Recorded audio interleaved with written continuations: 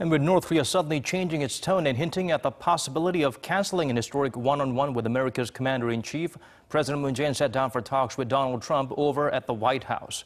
During their meeting, the duo touched on ways to ensure the planned summit is hosted as scheduled and make certain it is a success. Hwang Hojun has the highlights from that session. Shortly before the one-on-one meeting between the leaders of South Korea and the U.S., the American leader expressed that he isn't hung up on whether or not the Pyongyang-Washington summit will take place on June 12th. I don't want to waste a lot of time, and I'm sure he doesn't want to waste a lot of time. So there's a very substantial chance that it won't work out, and that's okay. That doesn't mean it won't work out over a period of time, but it may not work out for June 12th. Trump's remarks come amid North Korea's recent threat to cancel the Singapore summit if the U.S. continues its, quote, one-sided affair of pressuring Pyongyang to abandon its nuclear program. However, President Trump said he thinks the scheduled meeting with Kim Jong-un will be a great meeting for North Korea and for the world.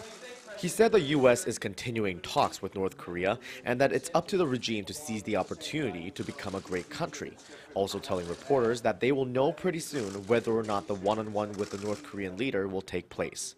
President Moon insisted that there's no reason to doubt North Korea's willingness to hold a summit with the U.S., and Washington should not merely expect failure just because talks with North Korea have failed before. 예, 최근의 북한의 태도 변화 때문에 이 북미 정상회담이 이렇게 제대로 열릴 수 있을지 걱정하는 그런 분들도 있는데 저는 북미 정상회담이 예정대로 제대로 열릴 것이라고 확신합니다. Despite the U.S. skepticism over the North's commitment to the summit and its denuclearization, President Trump said he considers his South Korean counterpart to be extremely competent and as someone who can help the U.S. reach a deal with Pyongyang. How much confidence and trust do you have in my president in playing the mediator role in resolving this North Korea issue and the denuclearization process? I have great confidence in your president. I think that he's brought a different perspective to the talks with North Korea. And I think that his way, the way he is, really is helping us to potentially make a deal. Soon after the private one-on-one session, President Moon's chief press secretary briefed reporters on the results of the bilateral summit, saying President Moon and President Trump agreed to cooperate to hold the Singapore summit as scheduled.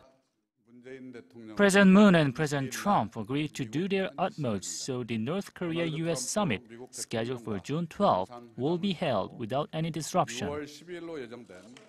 Yoon even said the two presidents discussed ways to remove possible concerns held by North Korea over its safety and security. So it seems President Moon was able to get President Trump back on the same page as him. Before returning back to Seoul, President Moon made a brief visit to the opening ceremony of the restored former Korean Empire Legation Building in Washington, D.C., an equivalent to today's Korean Embassy in the United States from 1891 to 1905.